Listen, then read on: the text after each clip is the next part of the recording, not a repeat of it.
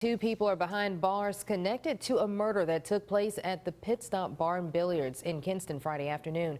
WNCT's Josh Birch spoke with the family and breaks down the arrest. Josh, what did the family have to say? Well, Angela, obviously a very emotional time for them, but they did say these arrests give them a little bit of closure knowing that some of the suspects aren't now in custody. However, they also say no matter what happens, nothing will bring back their husband, father, or friend.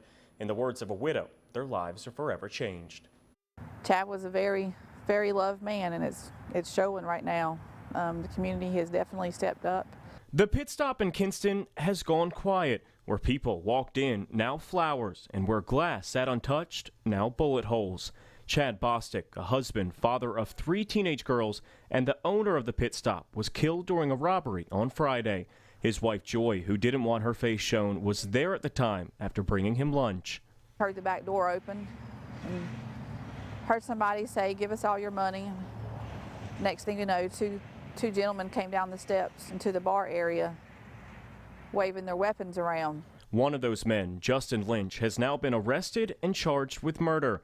Joy Bostic says after shots were fired, the suspects fled and she ran to her husband's side while they waited for help. He told me he loved me and told me he loved the girls and told me he was going to be all right. This is the last time he talked to me. During a news conference, Lenore County Sheriff Ronnie Ingram announced they had also arrested a second man in connection to the crime, Travaris Lane, charging him with aiding murder and aiding robbery. Ingram says this was one of the hardest cases to solve, but surveillance video helped them track down the suspect's car.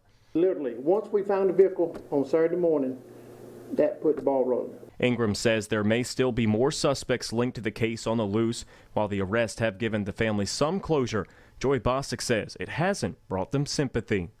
That was my soulmate and my best friend and my children's father.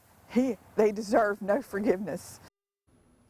Now, Joy Bostic is a 3rd grade teacher here in Pitt County. She says the family has been overwhelmed with support. A family friend actually started a GoFundMe page. Actually has more than $4,600 to help cover the cost of the funeral. For a link to that, visit WNCT.com. And if you have any information on this case, you're asked to contact the Lenore County Sheriff's Office. Josh Birch, 9 on your side.